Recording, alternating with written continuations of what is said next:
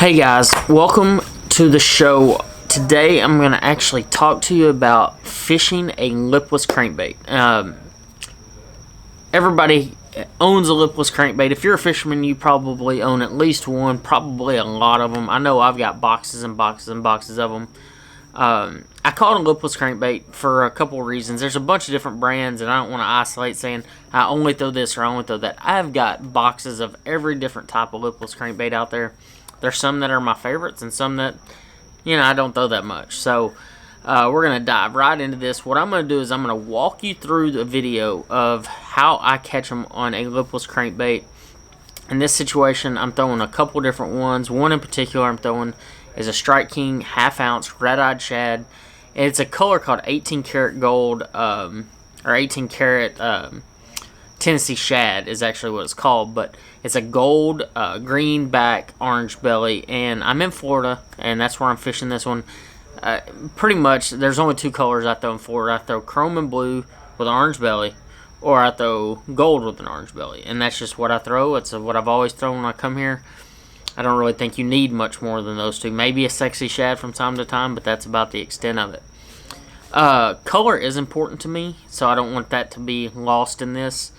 But in this, for the sake of this video, what we're going to talk to you about is actually the importance of the retrieve of a lipless crankbait and the tackle that's used for that. So we're going to overlay this instructional video on the top of me catching a few, and I'm going to walk you through exactly how I caught these fish and why. So I just started the video.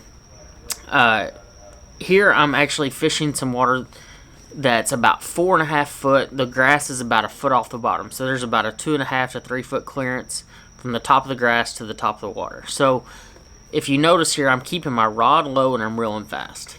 The importance of this is you can actually control the depth of your lipless crankbait, in this case a Red Eyed Shad. You can control the depth extremely well by keeping that rod low, and you still have the speed of that lipless crankbait. And I think that's extremely important to create that reaction strike. But in certain situations, you're going to see me keep that rod really high. And the reason this is to keep that trap higher in the water column. So in this situation, you're going to see me lifting the rod straight up and down. And what the reason I'm doing this is I'm fishing about 4 foot of water, but the grass comes about 2.5 foot off the bottom. So there's only about a 1.5 foot of clearance. So what I'm doing is I'm keeping that trap higher, and I'm ripping it, but I want to be able to keep that constant speed going and not make it bury down in the grass. I want to say the next fish that you see is actually going to be one where you truly see me rip, and then it eats it. I could be wrong, but it is coming for sure. So in this situation, I want to talk about the retrieve. Okay, so you already know if you want to keep your trap higher in the water column, you lift your rod and reel it. If you want to keep it lower in the water column, you drop your rod and reel it. Pretty easy. Now, I'm going to talk to you about tackle, because you can do all those things, but if you're not running the right tackle, it's not going to work efficiently. Probably one of the most important aspects of fishing a lipless crankbait is actually your line size, and your line type, for that matter. I throw fluorocarbon. First off, I throw a Strike King Tour Grade fluorocarbon. It's brand new fluorocarbon. It's really good stuff, super strong. It's a high-end fluorocarbon, so just know that going into it. But I throw it in two different sizes only. I throw either 14 or 17. If I want to keep that trap higher and I'm fishing shallower water, I go to 17. If I'm keeping that trap lower in the water column and it's deeper water, I'll go to 14. And that's a good basis to go by. So deeper than 4 foot, I go to 14. Shallower, 4 foot or shallower, I actually go to 17. So there's that. So my rod selection for this, and it's a rod that I always use for a lipless crankbait, is a 7.3 Magnum hammer rod. That's the model. And the series is actually the Team Loose Custom Pro. And that's just a rod that I've used for a very long time. It has the perfect tip for ripping that lipless bait out of the grass. This is actually one of, say, the biggest fish that I caught in the video. It's a 3 something. But having that rod that has that perfect tip, but that parabolic bend, so when you do hook into one of those fish, you can land that fish, and that's extremely important for fishing a lipless crankbait. One of the other things that's extremely important is your reel. So I break it down just like in deeper water or shallower water. I break it down in two different situations. If I'm fishing in 4 foot or less, I use a 7.5-to-1 Team Lose HyperMag, and the reason I use the HyperMag is just a reel that I like to use. But that 7.5-to-1 gear ratio is extremely important. So, and that's 4 foot or less. So now, if I'm fishing grass that is in that 6 to 8, 10 foot range, and there's a lot of that on Sam Rayburn, like Gunnersville, and places like that, that's actually when I will go to a 6.8-to-1 gear ratio reel. Well, Lose makes a really good variety of reels that come in that gear ratio. The one that I particularly like to use is a Team Lose Custom. It's a white reel. You'll see me use it often. That's the only 6.8-to-1 that I use, is that Team Lose Custom. It casts extremely well, and it has it's a really strong reel, and that's what I want.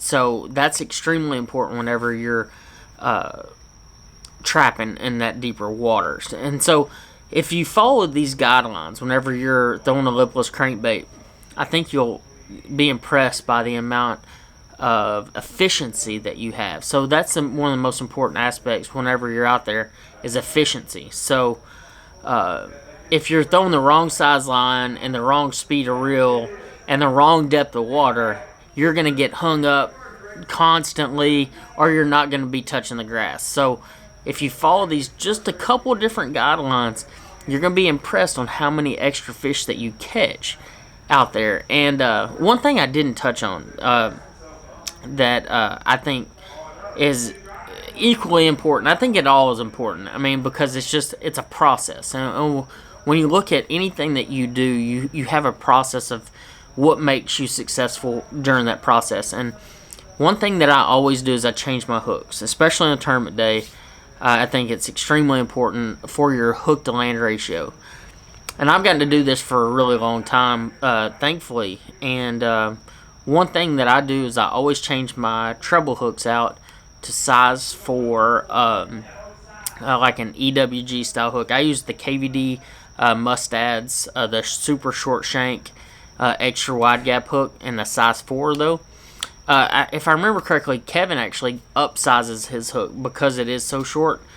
But I've actually found that the 4 comes through the grass just a little bit better, and that is extremely important when the grass is really, really shallow. So, not knocking what he does, everybody has their own way. I actually was talking about it with my roommates here earlier. You know, we all use a different rod for every situation. You know, I might have my favorite, but one of my friends might think it's the worst rod ever made, and that's just how it goes. You got to find whatever rod is comfortable, but if you follow the line advice, the speed of the reel, and you talk and you pay attention to your surroundings, pay attention to the depth of the water, the height of the grass, I think you're going to be surprised on how many fish you put in the boat. And one last thing, and I'll end it on this, is a lot of times, one thing that's maybe one of the most efficient, in my opinion, one of the most efficient grass fishermen out there is my Livescope Panoptix from Garmin. And this isn't just some sales pitch for Garmin, and I'll tell you exactly why. So Livescope Panoptix actually looks in front of the boat, and you can see everything that's out in front of you every time you turn your trolling motor. So when I'm grass fishing, the one cool thing about it is when I turn that trolling motor, I can see if there's a hole in the grass. I can even see if there's a fish sitting at the top of the grass. I can see if there's a point. And so what I do is when I pull up to a grass bed, I can just troll around. I can turn the head of my trolling motor in every direction. I can find those little intricate places. And it's put a lot of extra fish in the boat for me. And it's won me a lot of money. And so I've said a lot. I appreciate everything that y'all have done. Y'all follow me. You pay attention to what I do. You like what I do. I appreciate that.